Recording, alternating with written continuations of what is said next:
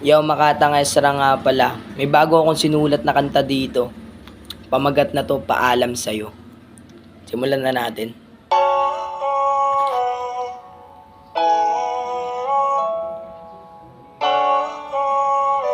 Yo.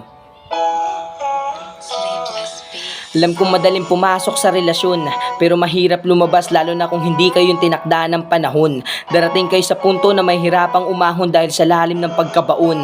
Parang nakalibing kung ituring dahil ang hirap bumangon. Dahil dyan sa pagmamahal natuto kong patibayin na aking pundasyon. Salamat nga pala sa pagkakataon na nakilala kita sa maikling panahon.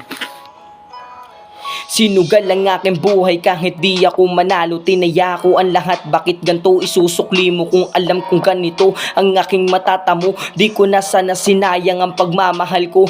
Binigay ko ang lahat kaso di pa ba sapat? Mga sakripisyong ginawa di ba sa'yo sapat? Sabihin mo sa akin kung di mo ako mahal. Handa ako magparaya para sa'yo aking mahal. Labag sa akin loob na lisanin mo ako. Mga pangakong binuo lahat ay naglaho. Mga payo mong iniwan at mga plano, di na mangyayari ang mga pangako mo. Di na ba mababalik yung mga nakaraan? Labis ako nasaktan sa aking nalaman na may iba ka na pala bagong kasintahan. Di mo man sakin sinabi ay ayos lamang.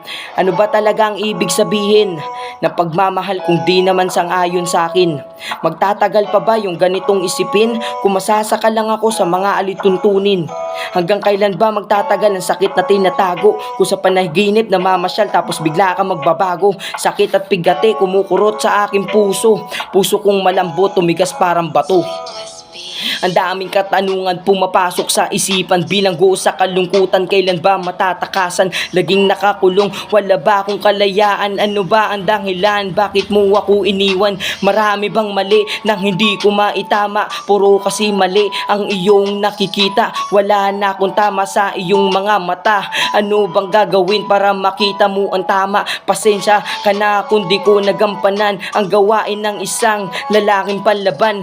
Nauuna kasi ang takot sa isipan. Babawi ako basta bumalik ka lang. Pero kung hindi na ay ayos lang naman. Ganun talaga pag di ka na kailangan. Kakalimutan ng lahat ng mabilisan para lang maibsan ang nararamdaman. Paalam, prinsesa kong iningatan. Mag-iingat ka sa panibagong aklat na bubuksan. Ito ang aking mensahe sa alaala mong iniwan. Salamat sa lahat, paalam. Yo, salamat.